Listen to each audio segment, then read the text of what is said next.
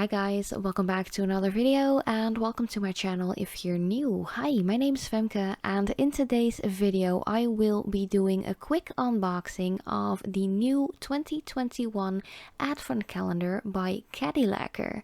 Cadillacquer is actually a totally new brand to me. I have never tried or owned any of their polishes. These are actually 5 free, they are vegan and they are handmade nail polishes from an indie brand from Switzerland, which is pretty cool. And I have purchased this one myself for a whopping 220 euros from hypnoticpolish.com. I have mentioned this in a ton of my videos. I just love that web store. They have some insanely beautiful polishes from a whole bunch of different indie brands and they are actually quite affordable. Of course, this one was quite expensive, but it was a gift to myself.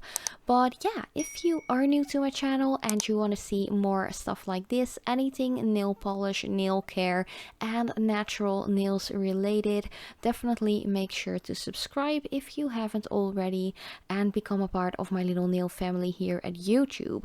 But of course, a big spoiler alert if you don't want to know what is in these, because I will be unboxing all 18 of them.